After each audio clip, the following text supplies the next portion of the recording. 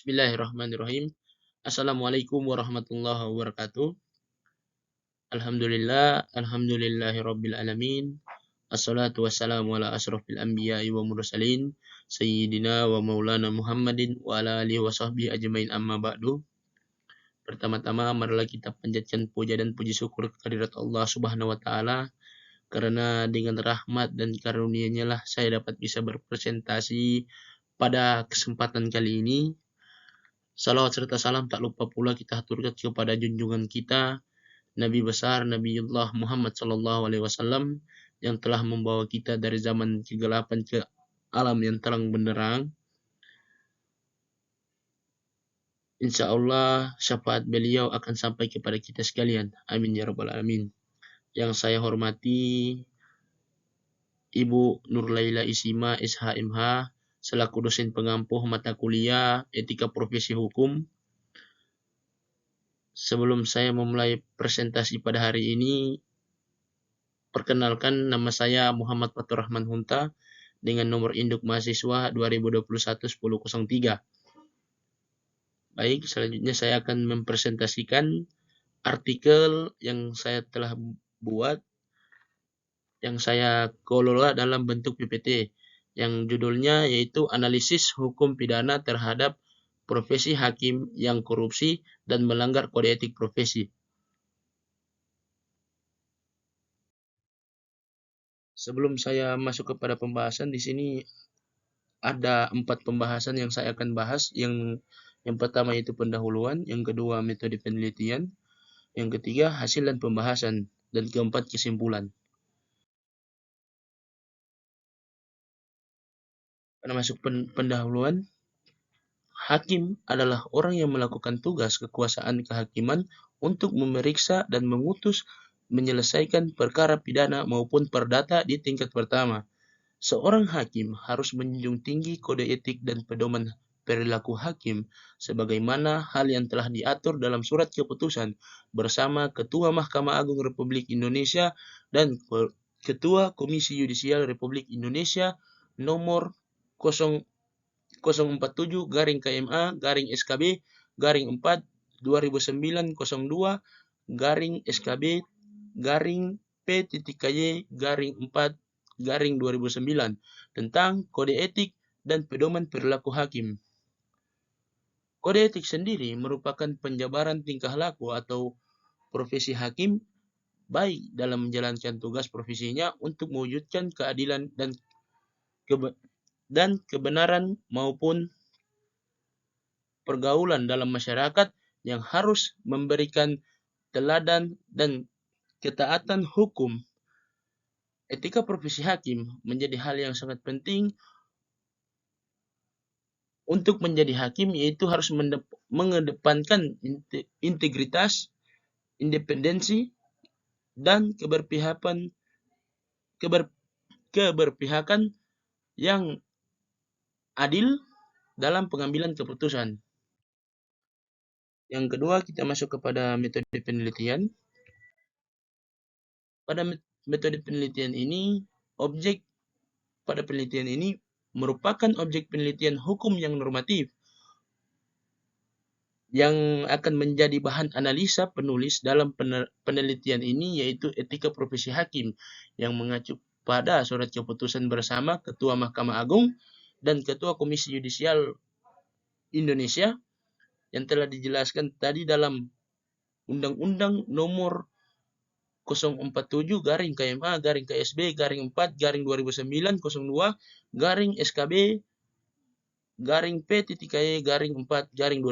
tentang kode etik dan pedoman perilaku hakim. Penelitian ini termasuk dalam pendekatan penelitian yuridis normatif.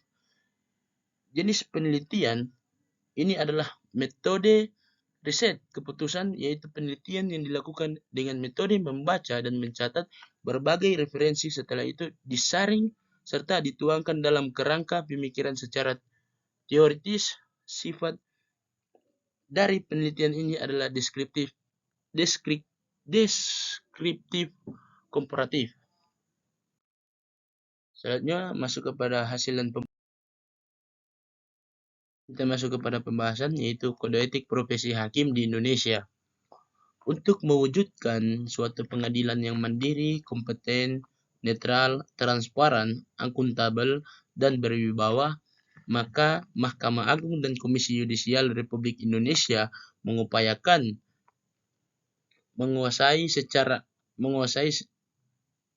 pengawasan secara internal maupun eksternal hal tersebut untuk memastikan bahwa semua hakim tidak menyimpang dari tugasnya dan kewajibannya sehingga dapat kepercayaan dari masyarakat. Maka dengan demikian lahirlah kode etik hakim dalam surat keputusan Mahkamah Agung dan Komisi Yudisial Republik Indonesia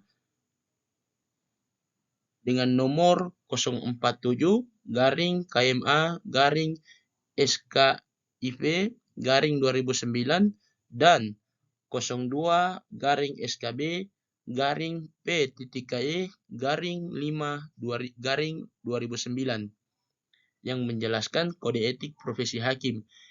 Terdapat di dalamnya yang pertama yaitu berperilaku adil, dan yang kedua berperilaku jujur, dan yang ketiga berperilaku arif dan bijaksana, dan yang keempat bersikap mandiri, dan yang kelima berintegritas tinggi, dan keenam bertanggung jawab, dan yang ketujuh menjunjung tinggi harga diri, kedelapan disiplin tinggi, dan kesembilan berperilaku rendah hati, dan kesepuluh bersikap profesional.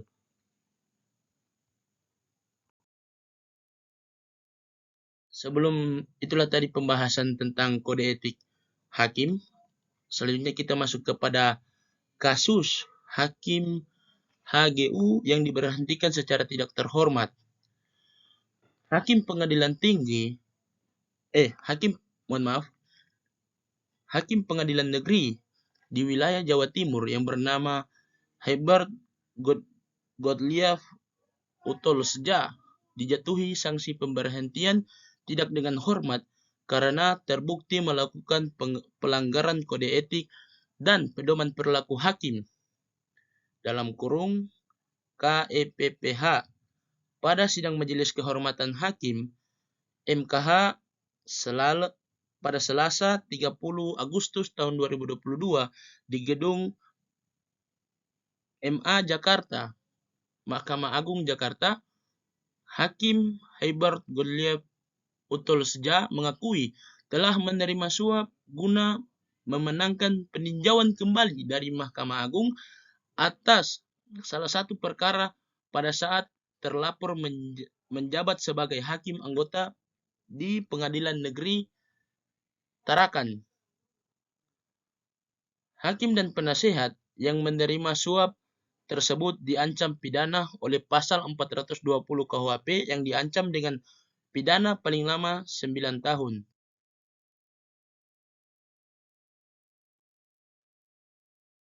Berikut kita masuk kepada analisis kasus. Berdasarkan laporan analisis kasus, yaitu bukti-bukti pendukung, Forum MKH sepakat memutuskan Hakim HGU terbukti melanggar angka 1 butir 2 titik 2 angka 2 butir 2 titik 1 ayat 1 angka 2 butir 2 titik 2 ayat 1 angka 5 butir 1 titik 3 angka 5 butir 1 titik 4 angka 7 butir 7 titik 2 ayat 1 angka 7 butir 7 titik 3 titik 1 surat keputusan bersama Mahkamah Agung dan Komisi Yudisial nomor 04 garing KMA garing SKB garing 1 garing 5.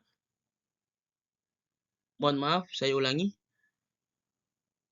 Bersama Mahkamah Agung dan Komisi Yudisial dengan nomor 04 garing KMA garing SKB 15 garing 2009 dengan nomor 02 SKB garing P.KY garing 4 garing 2009 tentang kode etik dan pedoman perilaku hakim dengan sanksi berat berupa pemberhentian tidak dengan hormat. MKH ditutup dengan pembacaan amar putusan Ketua Majelis demi menegakkan kehormatan keluruhan martabat serta perilaku hakim yang menyatakan bahwa terlapor dijatuhi sanksi berat berupa pemberhentian tidak dengan hormat. Tutup Joko ini dipimpin langsung oleh anggota Komisi Yudisial selaku Ketua Bidang Pengawasan Hakim dan Investigasi Joko Sasmito dengan 6 orang anggota dari Mahkamah Agung dan Komisi Yudisial. Sebagai perwakilan Mahkamah Agung hadirlah Agung Dwiyarso, Jupriyadi dan Abdul, dan dari Komisi Yudisial diwakili oleh Sukma, Violeta, dan Siti Nurjannah dan Amzulia Rifai. Ya, itulah tadi pembahasan soal hakim yang korupsi. Langsung saja kita masuk kepada pembahasan terakhir, yaitu kesimpulan. Berdasarkan laporan analisis laporan dan bukti-bukti pendukung, forum Majelis Kehormatan Hakim sepakat memutuskan Hakim HGU terbukti melanggar angka 1 butir 1.2, angka 2 butir 2.1 ayat 1, angka 2 butir 2.2 ayat 2, butir 5.1.3, angka 5 butir 1.4, angka 7 butir 7.2 ayat 2, angka 7 butir 7.3.1, surat keputusan bersama Mahkamah Agung dan Komisi Yudisial nomor 04-KM-A-15-2009 dan nomor 02-P-Y-4-2009 tentang kode etik pedoman perilaku hakim dengan sanksi berat berupa pemberhentian tidak dengan hormat. Majelis Kehormatan Hakim ditutup dengan pembacaan amar putusan Ketua Majelis. Demikian menjaga dan menegakkan kehormatan, keluruhan martabat serta perilaku hakim. Majelis Kehormatan Hakim menyatakan bahwa terlapor dijatuhi sanksi berat berupa pemberhentian tidak dengan hormat. Tutup Joko Majelis Kehormatan Hakim ini dipimpin langsung oleh anggota Komisi Yudisial dan bidang pengawasan hakim investigasi Joko Sasmito dengan 6 orang anggota dari Mahkamah Agung dan Komisi Yudisial. Sekian, itulah presentasi saya. Sebelum saya menutup presentasi pada kesempatan kali ini, saya akan mengutip kata-kata dari Artijo Alkostar yang mengatakan bahwa negara kita jangan sampai kumuh dengan korupsi. Apapun yang dapat kita perbuat. Kita cinta negeri ini, satu saat republik ini akan bebas dari korupsi, tapi harus bertahap. Sekian, itulah presentasi dari saya. Lebih dari kurangnya saya mohon maaf. Wallahu muwaffiqun ila aqwamit thoriq. Wabillahi taufiq wal hidayah. Waridoi wal inayah. Wassalamualaikum warahmatullahi wabarakatuh.